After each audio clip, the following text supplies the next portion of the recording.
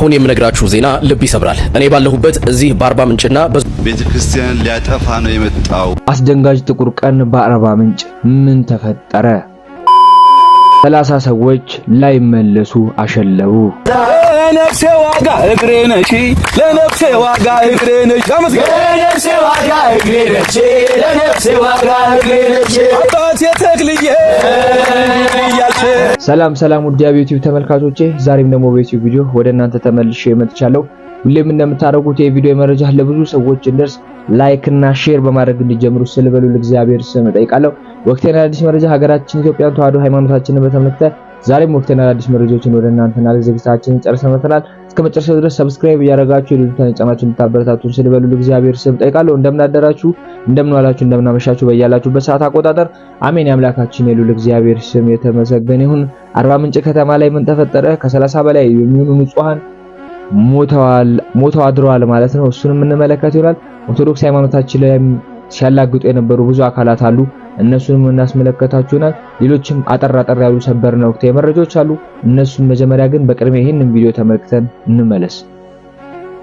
በኦርቶዶክስ ስም የመጣን ነጣቂ አጭበርባሪ ተኩላን አሳያችኋለሁ። ይህንን ቪዲዮ ሼር፣ ኮፒ ሊንክ፣ ሪፖስት እና ቢት ያደረጋችሁ ለብዙዎች እንድታደርሱልኝ በእግዚአብሔር ስም ጠይቃችኋለሁ። ሁላችሁ ወደ ክርስቲያኖች ወንድማችሁ ዲያቆን አቤል ነኝ። አሁን የምገኘው ጥንታዊ የሆነ ገዳም ውስጥ ነው።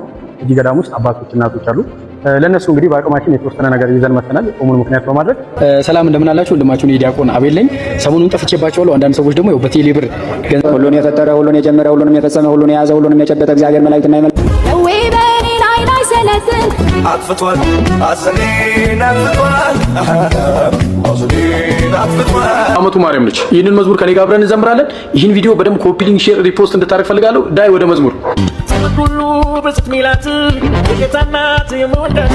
ይህ ተኩላ እንግዲህ ዲያቆን አቤል ብሎ ራሱን የሚጠራ መናፍቅ እልም ያለ ፕሮቴስታንት ነው እና እንደምትመለከቱት እጅግ በጣም ንቀትና ድፍረት በሆነ መልኩ በእኛ በኢትዮጵያ ኦርቶዶክስ ተዋህዶ ቤተክርስቲያን ቅጽር ግቢ ውስጥ ገዳማት ውስጥ እየገባ የመናፍቃንን መጽሐፍ የሚበትን የሚያስፋፋ እንደዚሁ ደግሞ የኛ የኦርቶዶክሳውያን መምህራን ወንድሞችን ኢየሱስን አታውቁም፣ ኢየሱስን አትሰብኩም እያለ የሐሰት ክስን የሚከስ እሱ የሚፈልገው ሐሰተኛ ኢየሱስ እንዲሰበክ የሚጠብቅ ቤተክርስቲያንን አታቋትም እያለ መናፍቃንን የሚደግፍ ስለ ቤተክርስቲያን ምንም የማያቅ ፊት ለፊት እንኳን መጥቶ መሞገት የማይችል እልም ያለ ታድሶ መናፍቅ ነውና ይህንን ግለሰብ በማወቅም ሆነ ባለማወቅ ፎሎ ያደረጋችሁ ሰዎች ፎሎአችሁን እንድታነሱ እንደዚህ ደግሞ አድራሻውን የምታውቁ ሰዎች በተገቢ መልኩ አድራሻውን እንድትሰጡንና ተገቢውን ምክር እንዲሰጠው የምናደርግ ስለሆነ አድራሻውን አሳውቁን።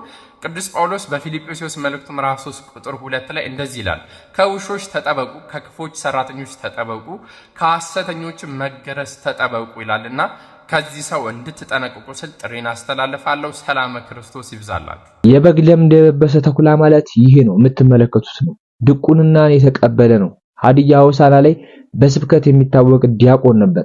ነገር ግን ከመናፍቃን ጋር ነው የሚገኘው የሚታየው።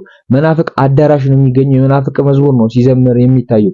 ኦርቶዶክሲያን ባለማተቦቹ ወንድሞቹ ላይ በክፋት ብዙ ነገር ሲያሴር የነበረ ነው። እኔ ላይም ጨምሮ ብዙ ነገር ሲያረግ የነበረ ነው። አሁን ደግሞ ቤተክርስቲያን ላይ ሄዶ አባቶችን ስለ ወንጌል ሊያስተምራቸው ይፈልጋል፣ ከነሱ ተምሮ ማለት ነው። እግዚአብሔር አምላክ እንደነዚህ አይነትን የበግ ለምድ የለበሱ ተኩሎችን ከቅዱስ ቤተክርስቲያናችን እግዚአብሔር አምላክ ያውጣልን ነው ማለት የምችለው። ይህንን ቪዲዮ በዝርዝር በሌላ ቀን የምንመለስበት ይሆናል። አርባ ምንጭ ከተማ ላይ ምን ተፈጠረ? ከ30 በላይ የሚሆኑ ንጹሃን ወገኖቻችንን አተናል ማለት ነው።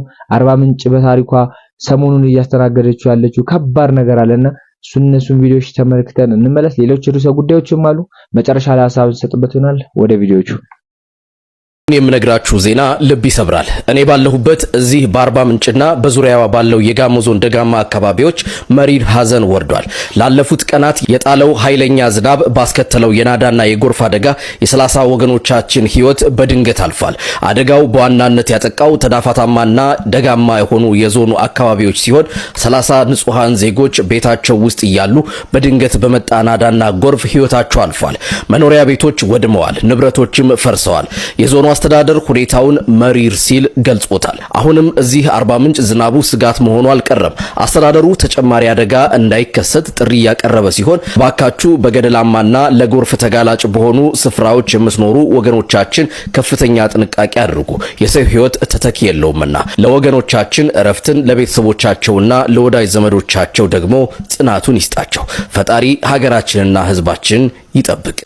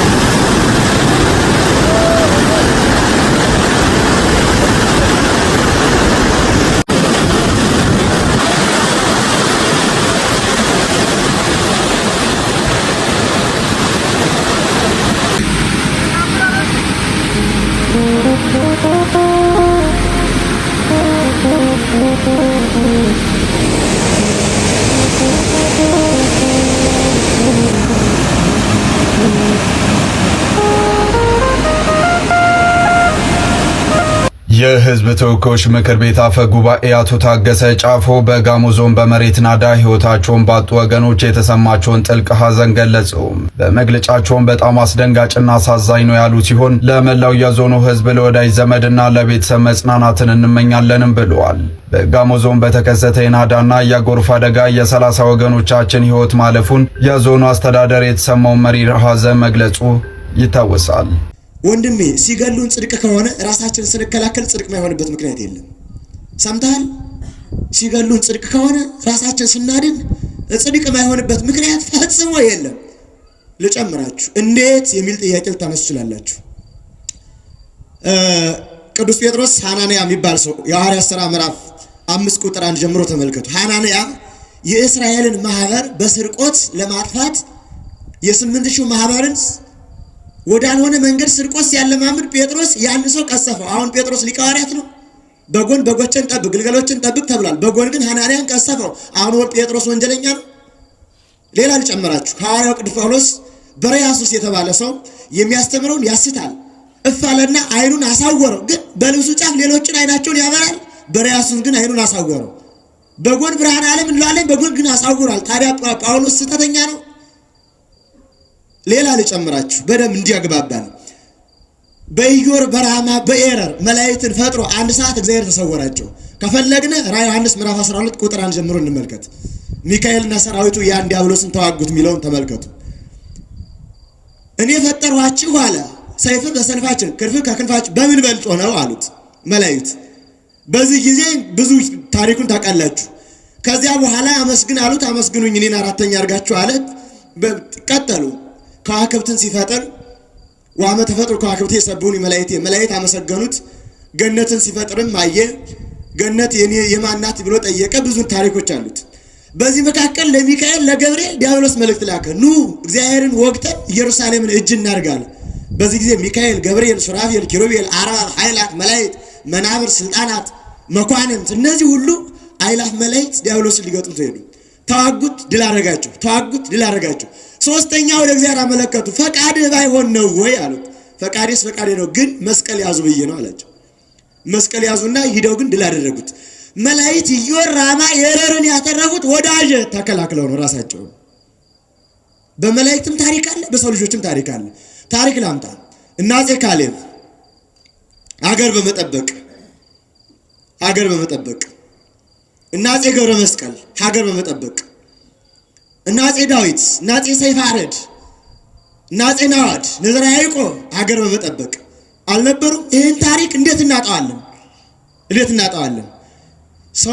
ሰው ልብ በሉልኝ። ወንጀል ማይሆኑ ታሪኮችን ልንገራችሁ። ኃጢአት ማይሆኑ ጎልማሳ በሚስቱ ባለርስ በርስቱ ኦርቶዶክሳዊ ሰው በሃይማኖቱ አምላክ በአምላክነቱ ራሱን ቢጠብቅ ቢከላከል ወንጀል አይደለም። ምሳሌ እግዚአብሔር ቃል በቆሮንቶስ ተራራ ዐቢይ ጾም ነውና ሲፈተን ዲያብሎስ ቀርቦ ምን አለው?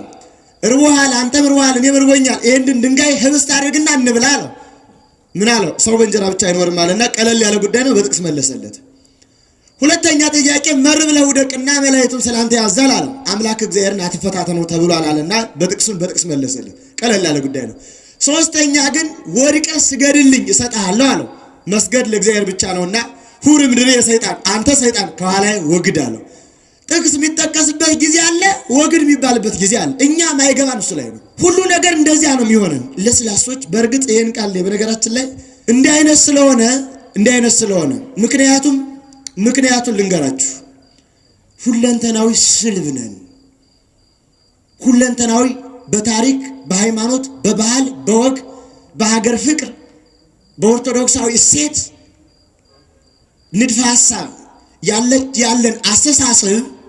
ያለን አስተሳሰብ ባይዳዊ ቅኝት ስለሆነ ምንም የኔ የምንለው ነገር የለም። እንውላለን፣ እንጋፋለን፣ እንገባለን፣ አለቀ። ከዚህ ያለፈ ነገር ስለሌለ ወንድሜ አሁን ያለነው ሃይማኖት ስላለን ነው። የእግዚአብሔር መንግስት መርሶ ሃይማኖት ስላለን ነው። ሃይማኖታችን እንደምናልከው ሀገር ስላለን ነው። ሀገር ደግሞ የአምልኮት ምስጢር ነው። ስለዚህ ኦርቶዶክስ ምን አገባው የሚባልበት ኦርቶዶክስ ምን አገባው በሁሉ ለምን አያገባኝም? የት ላይ ጠድቃለሁ? የት ላይ ቤተክርስቲያን ሰራለሁ? የት ላይ ኖራለሁ? የት ላይ ክርስትና እነሳለሁ? የት ላይ ዘምራለሁ? ለማንኛውም የእነንተና ኢትዮጵያ ኦርቶዶክስ የሌለባት፣ ዝማሬ የሌለባት፣ ክርስትና የሌለባት፣ በዓል ማይወጥባት፣ በእገዳ በፈቃድ እግዚአብሔር የምናመልክባት ኢትዮጵያ ናት። የኛ ኢትዮጵያ ደግሞ እግዚአብሔር የምናመልክባት ነው የምንፈልገው።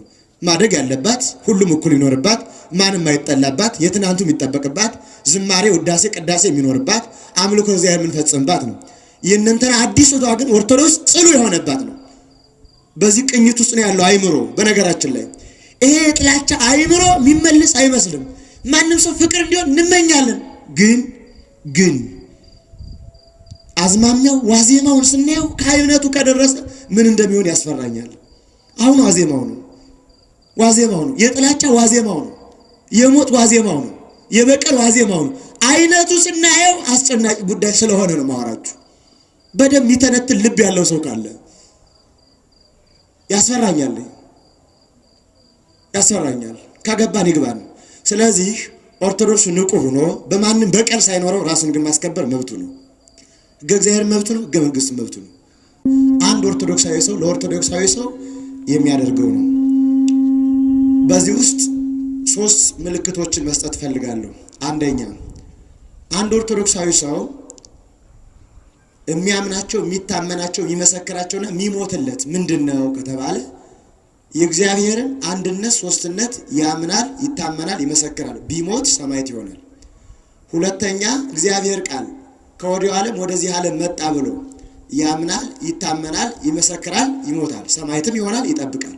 ሶስተኛ የቤተክርስቲያን ህልውና፣ የቤተክርስቲያን አንድነት፣ ቅድስት ቤተክርስቲያንን አስተምሯን፣ ዶግማዋን፣ ቀኖኗን የሚጥስ እርሷን ያምናል፣ ይታመናል፣ ይመሰክራል፣ የሚጥስ ካለ ይጠብቃል።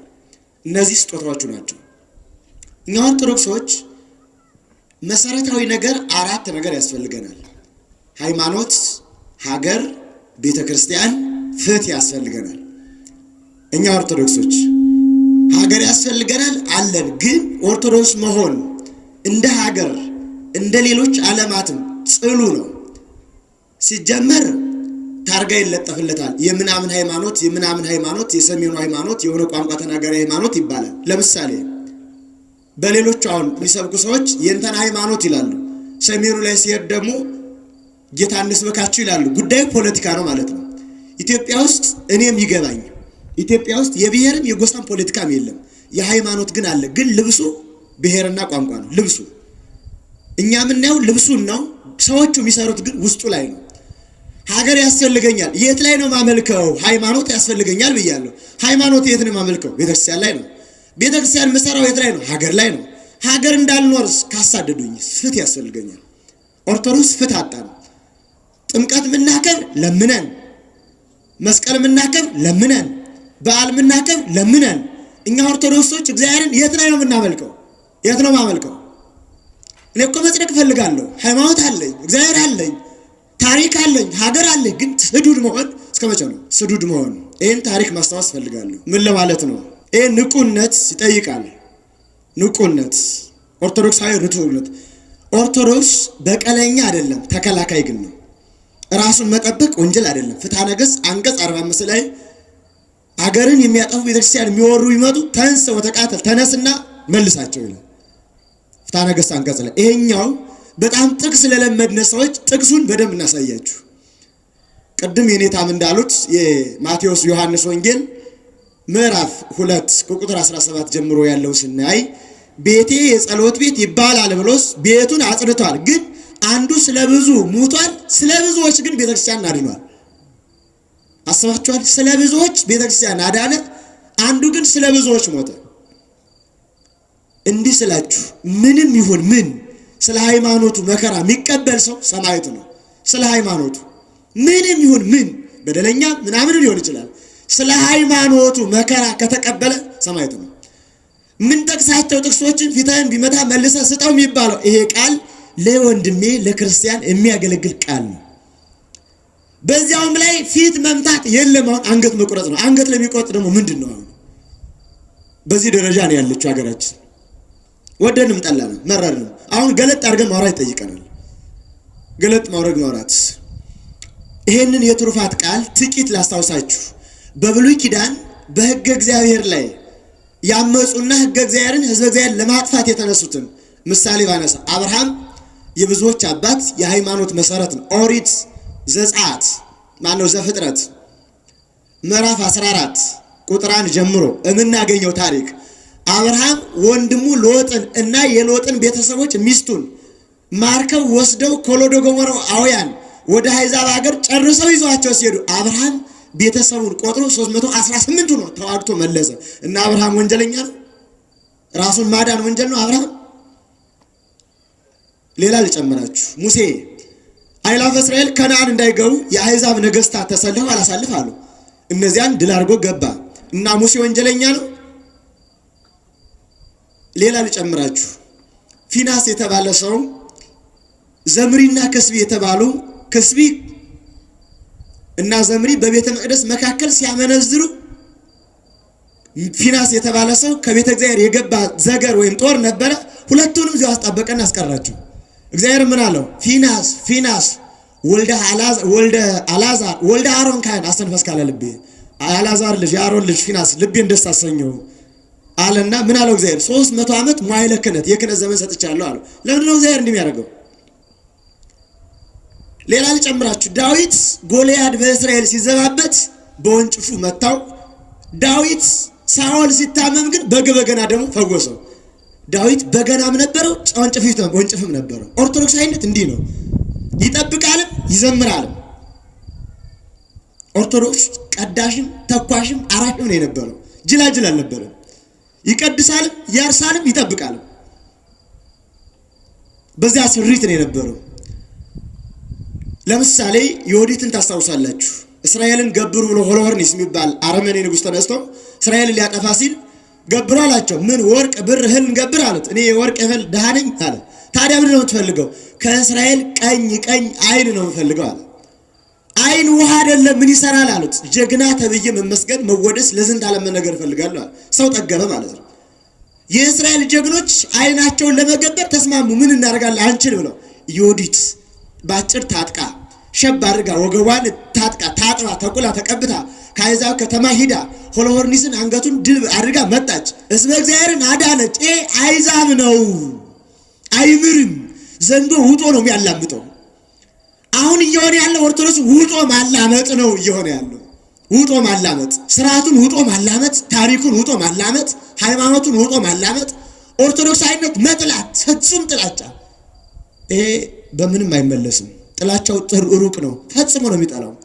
እስካሁን ድረስ ታገሱን። ብዙ ናቸው ኦርቶዶክሶች፣ አቅም አላቸው፣ ብዙ ናቸው፣ ይናገራሉ፣ ያውቃሉ፣ እንዲህ ሊሆኑ ይችላሉ ከሚል የተነሳ እንጂ ፈርተውንም አክብረውንም አይደለም። ማለት ወደውን አይደለም። ፍጹም ይሄ መረዳት ይጠይቀናል። የምላችሁ ንጹህን ሕዝብ የትኛውን በቀል ጥላቻ እንዲኖር ፈጽሞ አይገባም። ኦርቶዶክስ ጥላቻ ሊኖረው አይገባም።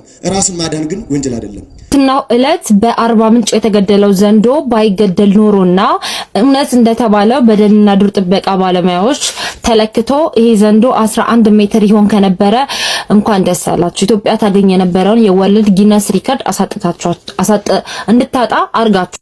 እስከዛሬ በወርልድ ሪከርድ ላይ ተመዝግበው ያሉ እባቦች የመጀመሪያው በኢንዶኔዥያ የሚገኝ ሲሆን 10 ሜትር ርዝመት የነበረውና 32 ፊት 9 ኢንች ተብሎ የተመዘገበ ዘንዶ ነበረ፣ ፓይተን ነበረ። በሁለተኛ ደረጃ አሁን ከረንትሊ ያለችው በዩናይትድ ስቴትስ የምትገኘዋ ሜዱላ የምትባለዋ እባብ ናት። እሷ ደግሞ 7.67 ሜትር ስትሆን 22 ፊት እና 2 ኢንች ተብላ ተመዝግባለች። በአፍሪካ ደግሞ የተለመዱ ረጅም እባቦች ተብለው የሚታወቁት አፍሪካን ሮክ ፓይተን ሲባሉ ቁመታቸው ከ6 እስከ 7 ሜትር የሚረዝም ሲሆኑ ከ20 እስከ 30 ፊት ናቸው። እነዚህም ደግሞ ዘንዶች ክብደታቸው ከ90 እስከ 120 ኪሎ ግራም ሲመዝኑ የሚገኙት በሰሃራ አፍሪካ፣ በኢትዮጵያ ደግሞ በወንዞች ላይ፣ በጫካዎች ላይና በሳቫና ላይ ይገኛሉ። እነዚህ ዘንዶች በብዛት ሰው የማጥቃት ቻንሳቸው ዝቅተኛ ነው ይላል። ሰርች አድርጋችሁ ማየት ትችላላችሁ። በብዛት ግን የሚጠቁትና የሚሞቱት በሰው ነው ይላል። ትላንትና ይህንን ዘንዶ ለመግደል ለብዙ ጊዜያት መቼም ተማከራችሁ እንጂ እንደዛ ያደረጋችሁት በአንድ ቀን አይታችሁት ይሄን ዘንዶ እንግደለው ብላችሁ አትሉም። ጥናትን የሚጠይቅ ነገር ነው ያደረጋችሁት፣ እርግጠኛ ነኝ። ይህንን ውሳኔ ከመወሰናችሁ በፊት አካባቢያችሁ ካሉ ከደንና ዱር ጥበቃ ኃላፊዎች ጋር ተመካከራችሁ ቢሆን ኖሮ ዛሬ አትወቀሱም ነበር። ለሰብአዊነት ትመሰገኑ ነበረ። ለሰብአዊነት ትወደሱ ነበረ። እስከነ ህይወቱ ጠብቀው ሳይገሉት ሳያጠቁት ወደ ሌላ ቦታ እንዲዘዋወር አደረጉት። ምክንያቱም የደንና ዱር ጥበቃ ባለሙያዎች ይህንን መስራት ስለሚችሉ። ነገር ግን አብዛኛው የመጣንበት ባህልና ካልቸር እንስሳን አድኖ መግደል፣ ሄዶ ይዞ መምጣት፣ አንገቱን መቁረጥና የተለያዩ ነገሮችን እንደ ጀግንነት ስላስተማረን ይህንን እንስሳ ገሎ ጀግና ለመባል ተፈጠነ። አንድ ፓስተር ተንብየዋል። ሀገሪቱ ላይ ያለውን የዘንዶ የበላውን ምናምን ይወጋዋል ተብሎ ነበር። ይሄው ተገደለ። ምናልባትም የመነሻ ይሄ እንስሳት የተጠቃበት ምክንያቱም ምናልባት ይሄ ፓስተር አለ የተባለው ነገርም ሊሆን ይችላል። ይሄንን ኢነርጂ ለጥሩ ነገር ተጠቅማችሁት ቢሆን ኖሮና እንደተባለው ይሄ ዘንዶ 11 ሜትር ርዝመት ያለው ከሆነ ኢትዮጵያ ታገኝ የነበረውን ትልቅ ዓለም አቀፍ ሪኮግኒሽን በጊነስ ቡክ ላይ የመመዝገብ ቻንስ አሳጥታችኋታል። ይሄንን አርጋችሁ ቢሆን ኖሮ ዛሬ ትመሰገኑ ነበረ። የልብን ክፋት ለማድረግ እንስሳትን ለማጥቃት ደግሞ ሃይማኖታዊ ትምህርት አያስፈልግም። ክፉ መሆን በቂ ነው። ልብን ማደንደን በቂ ነው። ተውት ሃይማኖትን። ወደ ሃይማኖት የተጠጋና ወደ እግዚአብሔር የተጠጋማ ርህራሄና ፍቅር ነው ቀን በቀን አብሮት የሚጠጋው እንጂ ጭካኔ አይደለም አብሮት የሚጠጋው ነው። ተውት፣ ሃይማኖቱን ተውት። በሌላ ነገር የዱር እንስሳት መኖሪያን እየጨፈጨፍን በመጣን ቁጥር ቤት እያሳጠናቸው በመጣን ቁጥር የዱር እንስሳት ወደኛ ይጠጋሉ፣ ወደኛ ይመጣሉ፣ ወደ ሰው ይቀርባሉ። ስለዚህ እናንተ በምትፈልጉት ሩል ሊመሩላችሁ አይችሉም። ምክንያቱም መኖሪያቸውን እያወደማችሁ ነው፣ መኖሪያቸውን እያጠፋችሁ ነው፣ ደናቸውን እየጨፈጨፋችሁ ነው። ምድር የጋራ ናት። ከኛ በፊት እዚህ ምድር ላይ ተፈጥሮ የነበሩት እንስሳት ናቸው። በነገራችሁ ላይ ሰው ሳይፈጠር በፊት ዓለም ሰላም ነበረ፣ ምድር ሰላም ነበረ። ሰው ከተፈጠረ በኋላ የሰው ኃጢአት ለእንስሳቱ ሞት፣ ለእንስሳቱ መታረድ፣ ለእንስሳቱ ደም መፍሰስ ምክንያት ሆኖ መጣ። ኤቭሪቲንግ እዚህ ምድር ላይ የመጡ መቅሰፍቶች ሁሉ የመጡት በሰዎች ምክንያት ነው። እንስሶች ስቲል ከተፈጠሩበት ቀን ጀምሮ እስከዚህች ደቂቃ ድረስ እየተሰቃዩ ያሉት በሰው ልጅ ጥፋት፣ በሰው ልጅ ኃጢአት፣ በሰው ልጅ ነው። በምድር ላይ በዓለም ላይ ትልቁ ገዳይ የሚባለው እንስሳ ሞስኪቶ ነው። ከሞስኪቶ ቀጥሎ ግን ሰዎች ናቸው እርስ በርስ እየተገዳደሉ እየተጨፋጨፉ ያሉት። አሁን የምትሏቸው እነ ዘንዶች ሰው እርስ በርሱ ከተጨፋጨፈው በላይ ሰው አልገደሉም፣ አይገሉም። በእርስ በርሱ ከተደፈረው ከተገደለው በጦርነት በምን በብሔር በዘር እየተባለ ከተጋጨው በላይ ሰው አልገደሉም። ሰው ነው እርስ በርስ እየተገዳደለ ያለው፣ ሰው ነው እርስ በርስ እየተላለቀ ያለው። ቅድም ብዙ ቪዲዮ የሰራችሁብኝ ሰዎች አላችሁ። ከሰሩብኝ ውስጥ አንዱ ህፃናት እኮ የዱር ጫካ ውስጥ ሄደው መጫወት ይፈልጋሉ እኮ። አይደለም በጫካ ውስጥ ሄደው ያንተ ልጅ መጫወት የሚፈልጉት? እስቲ ንገሪኝ። ሲጀመር እንደውም የዱር እንስሳት አሉበት ስጋት ቀጠና ነው፣ ምናልባት ሊያጠቁን ይችላሉ ተብሎ ከታሰበ ሄዶ የዱር እንስሳት መበጥበጥ አያስፈልግም። ባሉበት መተው፣ ልጆችን ቤት መሰብሰብ። እንኳን የዱር እንስሳት ያሉበት እኮ ሴት ልጅ ጫካ አትሄድም። እንኳን ህፃን ልጅ እንደኛ አዳልት የሆነች ሴት ልጅ ጫካ አትሄድም። እንስሳ አይደለም የምንፈራው፣ እንደውም ሰው ነው የምንፈራው። እዛ ጫካ ስንሄድ ልንገራችሁ፣ እንስሳ ይመጣብኛል አይደለም ሰው መጥቶ ሊያጠቃኝ ይችላል። ጭራሽ ጫካ እንስሳ ያለበት ቦታ አውሬ ያለበት ቦታ ህፃናቶች ገብተው እንዲጫወቱ ህፃናት ከመኖራቸው መፈላቀል አለባቸው። ሜትራ የራሱ ደላታ ተሰብ ነው እያሰባችሁ ያላችሁት? እስቲ ንገሩኝ። ይሄን ያህል እንስሳቶች ላይ የምትዘምቱበትን ያህል ይሄን ያህል ኤነርጂያችሁን ምንም በአንድ ጀንበር 30 የሚሆኑ ንጹሃን ማጣት በጣም ነው የሚያምነው። እግዚአብሔር ምስክሬ ነው። አርባ ምንጭ እግዚአብሔር አምላክ ያጽናችሁ። አርባ ምንጭ ላይ የምትገኙ ሰዎች እግዚአብሔር አምላክ ያጽናችሁ። እንግዲህ በጎርፍ ተጠለቅልቀው ብዙ ሰዎች በመሬት ናዳም እየሞቱ እንደሆነ እየተነገረ ነው። መንግስት በቦታው ላይ ደርሶ አስተኳይ ድጋፍ እንዲያደርግ እንግዲህ ህዝቡ ጥሪ እያስተላለፈ ይገኛል በዚህ ሰዓትና በአንድ ጀንበር ከ30 በላይ ሰዎች ንጹሃን ማጣት ያማል። ደቡብ ክልል ላይ እንግዲህ በተደጋጋሚ ይሄን ነገር እንመለከታለን። የመሬት መንሸራተትና ብዙ ሰዎች የብዙ ንጹሃንን ህይወት እየቀጠፈ በዚህ ሰዓት ይገኛልና እግዚአብሔር አምላክ ያሉትንም የቀሩትንም እግዚአብሔር አምላክ ይጠብቃቸው ለማለት ተፈልጋለሁ። አርሲ ላይ እንደምትመለከቱት ኦርቶዶክሳዊ ባለማተብ ከሆናችሁ መኖር አትችሉም እየተባሉ አርሶ አደሩም እንግዲህ ጤፍ የዘራውን ጤፍ ያጨደውን ጤፍ እንግዲህ እያቃጠሉበት በዚህ ሰዓት ይገኛል ማለት ነው። ኦርቶዶክሳውያን ባለማተቦች አሁንም እየተሰደዱ ነው። ታቦታቸውን ይዘው ወጥተው ስደት ላይ ነው የሚገኙትና እግዚአብሔር አምላክ ደጉም ጊዜ ያምጣልን ለማለት ፈልጋለሁ። አሁንም በቀጣይ ወቅትና አዲስ መረጃዎች እስክንገናኝ ድረስ ግን ሰላም ቆዩ።